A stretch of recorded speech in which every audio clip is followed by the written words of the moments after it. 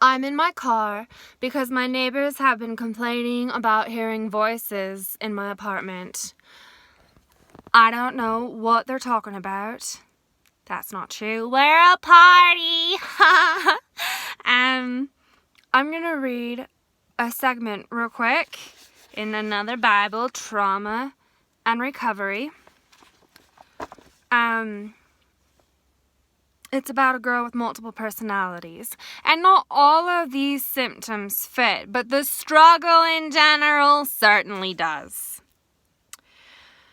Today, she would be diagnosed with multiple personality disorder. She reports numerous psychiatric symptoms, which include hysterical seizures. We had that. Psychogenic amnesia, anorexia and promiscuity, sexual dysfunction, disturbed intimate relationships, depression, and murderous suicidality in adult life. And her wide array of symptoms, her fragmented personality, her severe impairments and extraordinary strengths. Fraser typifies the experience of survivors.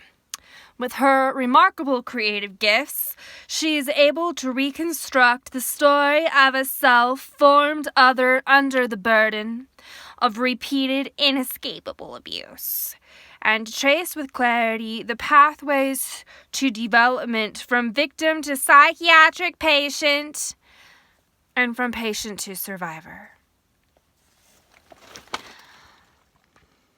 Last, I found that quote in an effort last night to find another quote that was about breakdowns that follow patients like me. It talks about how the trauma, the depression, the insomnia, the sexual addiction,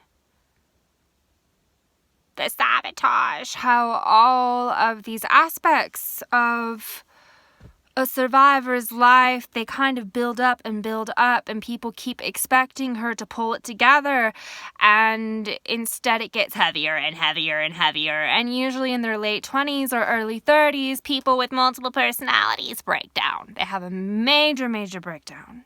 They lose jobs, everything falls apart. And I wanted to find this segment in Trauma and Recovery, or The Body Keeps the Score. I couldn't find it. I kept looking throughout both books. And as I looked, I felt all the weight of all the judgment I've received for being me. And I wanted to describe perfectly that it's not fair that we've been judged this way. And I didn't want to give too much away because I'm going to be telling the whole rest of the story, but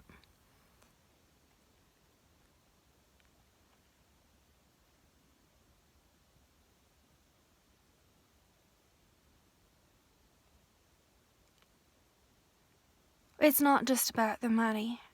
It's about justice.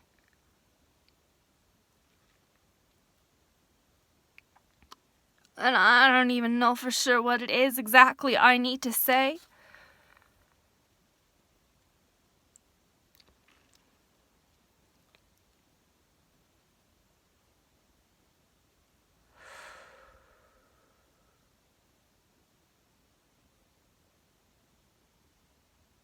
But it's not my fault I've become this way.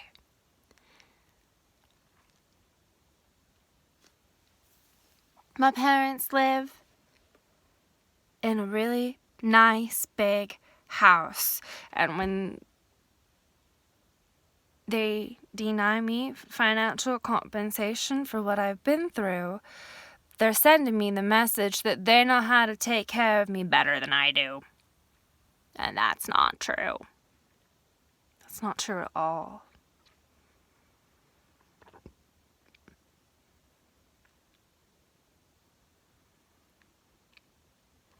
And I'm going to give an example that follows.